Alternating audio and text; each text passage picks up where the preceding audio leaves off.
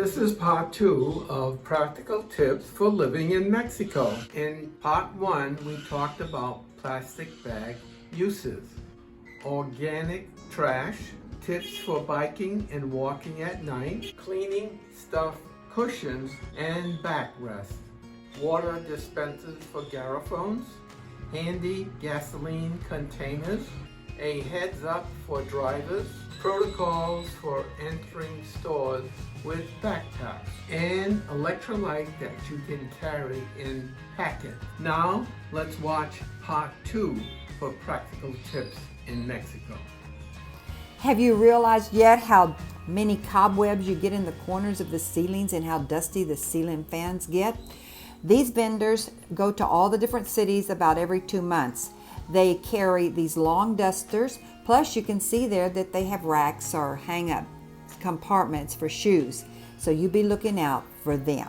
This is Piltry. You see? It's not aluminum. It may be inside. I don't think so though. I've seen them rust. I've always had to buy, well, after 23 years of cooking every day, you do end up having to buy new ones. But this cheap comes in all the most practical sizes. You may have to use steel wool to clean at times, but look, you can use it on induction until you can find better. So we don't try to just buy a new one and throw the old one away if it breaks here in Mexico.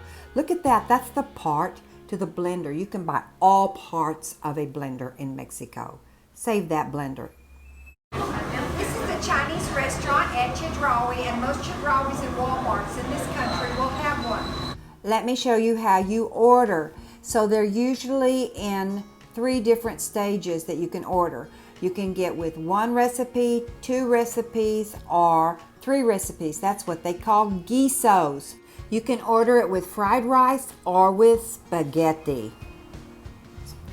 The prices have changed since this video was filmed, but the prices depend on what part of the country you're in, because these are like a chain store. You will have to pay, I think it's 1 peso if you want wooden chopsticks. Otherwise, they're going to give you a tiny little plastic fork that you can, have a real hard time with that. But we like to take our own tupper or container and take them on home to eat. So let's look at what they have available. You will ask them the following thing. Pica, pica, pica, puerco, puerco, pollo, pollo. They're not going to speak English. Res, res. And that's amazing. Move it a bit. okay, so look at that. That's amazing. cream of corn or mushroom. I so remember when a lovely couple that we care about very much taught us how to use the Google Translate.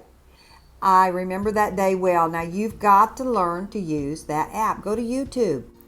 We do not walk across medias, and that's not just because it says stay off of grass. It could be dangerous if there's high weeds. There could be standing water. You could twist your ankle from holes. And talk about holes, you wouldn't want to fall in that one. There can be snakes, there can be insects, there can be sharp objects, broken glass, and live wires. So use wisdom. Stay off the mediums. Go to the end of the block.